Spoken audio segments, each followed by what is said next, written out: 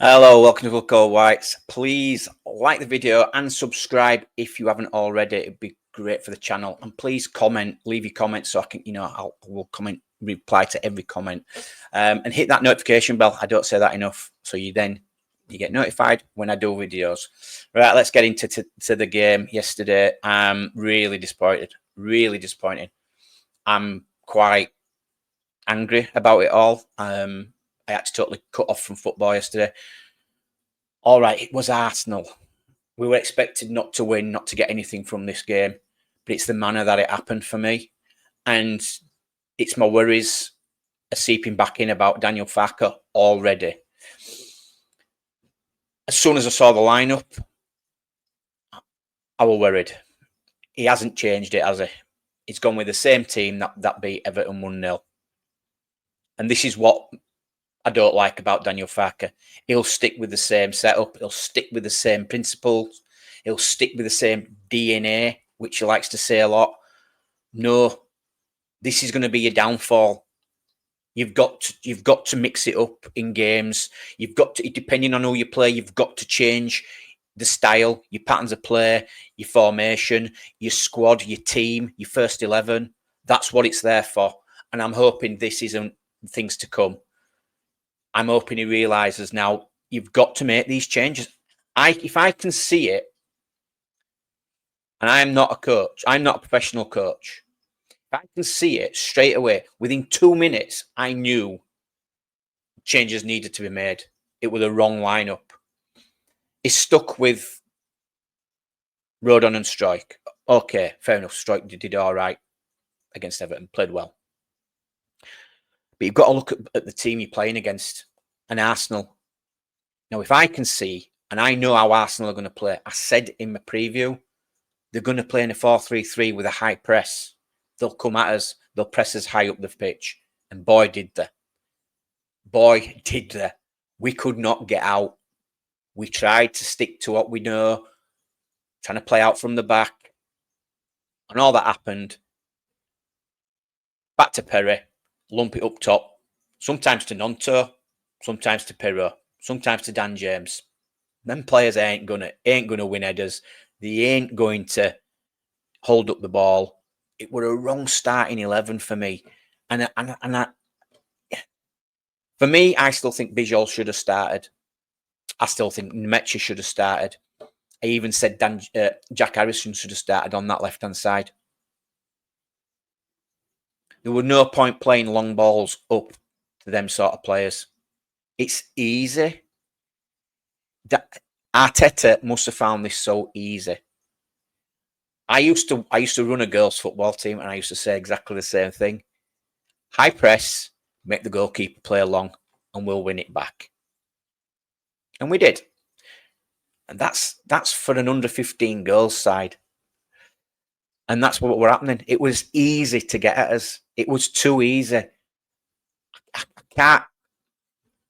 It's going to be his downfall. I keep saying it. If he sticks to these principles and he doesn't change it up, we could have played 3 at the back. We could have played Stack as a second CDM, which I wanted. And he didn't. He played Gruev in that CDM in place of Ampadu. It was never going to work. Gruev, he got overrun. He gave the ball away under pressure for Saka's goal. Don't get me started about Perry, because I do not know what we've signed. Everton, Arsenal, 6 shots on target, conceded 5 goals. If that were Meslier in goal, would have been slating him. Yeah? Is he better than Darlow? Now there's got to be questions asked. Am I jumping the gun? I don't know. It's just worrying signs. We looked like a championship team against a Premier League team yesterday. And some people won't like what I say. But I'm already seeing worrying signs that Daniel Farke is going to be too stubborn to change it. We're not good enough to implement ourselves against teams like that. But we need to give a better account of ourselves against these certain top 6 sides who are going to come at us. We can't keep trying to do the same thing. It has changed it slightly from last season. Obviously going to the 4-3-3 formation. You know, does he have a meeting before the season and go, right, lads, this is what we're going to do, and this is our principle, and this is what we're going to stick to it? No, I want flexibility. I want us to probably play a 3 at the back in some games, or we play taller players up top. He could have actually played Nemecha out on that left-hand side. He's played there before. Start Okafor. Play Okafor out there. Taller players. If we're going to go long, we need taller players up there who can hold the ball up. Nemecha, Okafor. That's what he's been brought in for. Bijol, as best defender for me, maybe sat on the bench. Arsenal, high press, 4-3 high press, dangerous at set pieces. I said we needed Bijol in there to counter that, to help us with set pieces. Rodon and Pascal Struijk, they were all over the place for the set pieces. Absolutely all over the place. The marking was terrible. Stack was poor as well. He didn't know whether we're coming or going. When we had possession, he moved up into that 8. We lost the ball very easily yesterday, and all I saw was Stack trying to run back, getting back into position all the time. No, I wanted a double for pivot in there. I wanted 2 CDMs in there. It was embarrassing, to be honest. And the fact they even then second half brought a 15-year-old on just to rub salt in the wounds was very telling. They brought all the youngsters on because it was that easy. It was that easy. I just want to see a bit more plan Bs, plan Cs, please.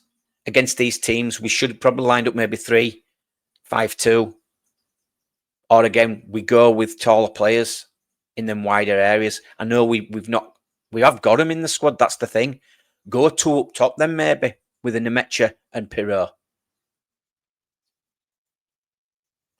Just to give us a bit of more of an outlet. The only real person I thought had any bit of a threat was Dan James, and that were only twice. He got a shot on. He got a shot off. Sorry, and a crossing.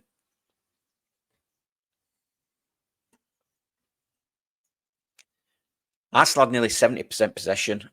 I'm just looking at the stats now, and you know they only had 5 shots on target and scored all 5. We had 3 shots all game, 1 on target, and that was Pascal Struijk's header from a corner, which he should have scored probably. The goalkeeper's very worrying for me. I've said it again. I don't know. I've not seen anything to suggest he's better than Darlow.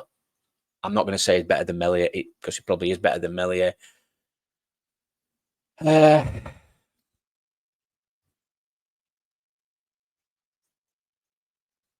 I'm just so frustrated. So you know, I mean,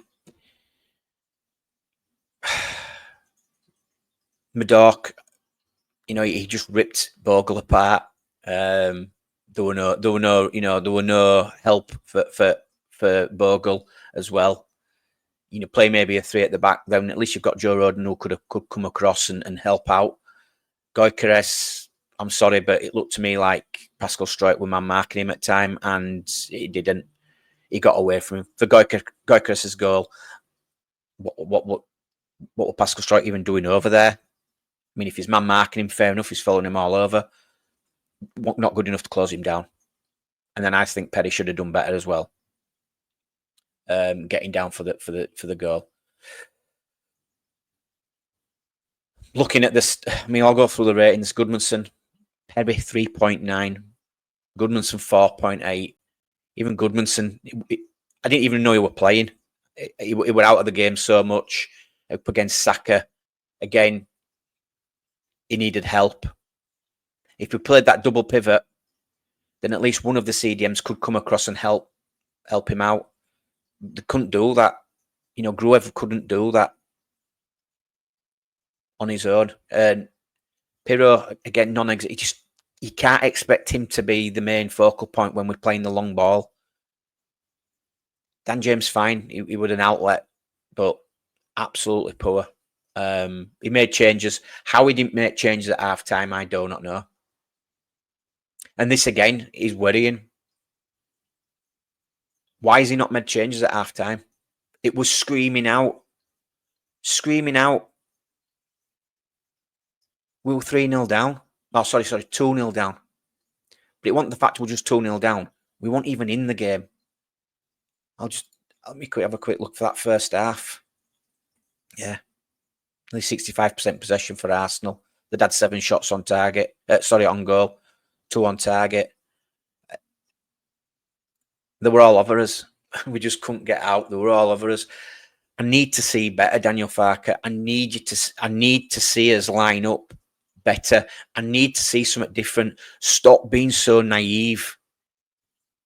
Stop being so naive. It's like you set us up there to fail.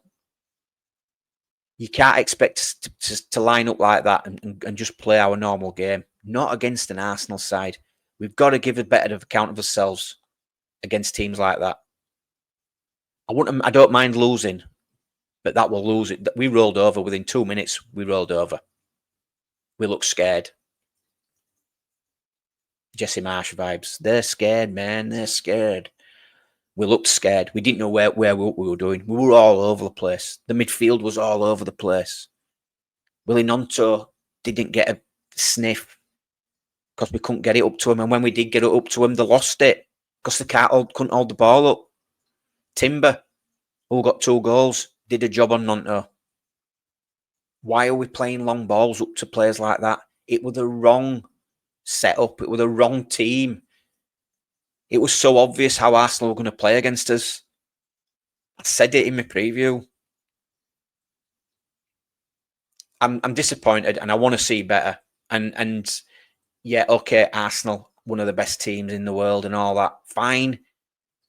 But we looked championship at best. It were terrible.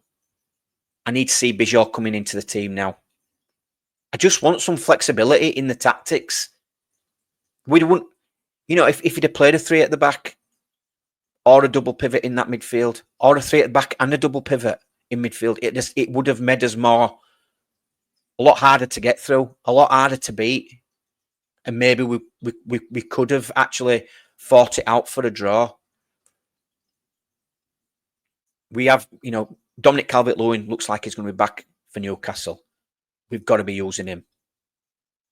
As much as I like Pirro, you can't play him as a lone striker. Not in this league. You can't. He's not strong enough. He's not physical enough. For me, he probably needs somebody next to him. Let's change it up. 3 at the back. 5-3-2. Goodmanson as a wing back. Bogle as a wing back. The things like that I want to see. Bring Longstaff in then if you want to shore up the midfield a little bit more. Make these big changes. It's not up to us as fans to do it. But we're also, most of us say the same thing. With what I've heard, you set the team up wrong. And it's just not good enough. I can't cope with it. It's so simple as well. It's the simple thing. If I can find out and know how Arsenal are going to set up and play, surely you and your coaching staff also will know that. Figure a way to nullify it, and you didn't. You were naive in your tactics. You were naive in your squad team selection. It's obvious to me now. Gruev can't play in that lone pivotal role. You can't. Not against a good midfield like that. Newcastle's next going to be. They've got a good midfield as well. But obviously, I'm hoping we will give a better account of ourselves, and we are at home. But again, it's a worry I've had before we were with Daniel Farke. Norwich City fans, he can sit in his press conference and talk all he wants about Norwich City and the problems he had. He can, but he still picked the team. And if you go back and watch videos of what Norwich City fans have said, it's exactly the same as what we're saying now, as what I'm saying now. He stuck to his principles. He stuck to his team style. He stuck to his favouritism of players. He wouldn't change it up in certain games. in games that you might want to try and get something from, and they didn't. So it's not just down to the board and money; it's also down to him as well. So I'm disappointed. I need to see better, and it's got to change when we play these top teams. I'm trying to not be too negative.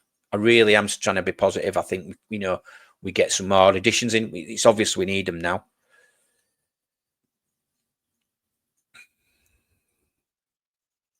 We had two defenders sat on bench, Bornau and Bijol, and they didn't get a look in.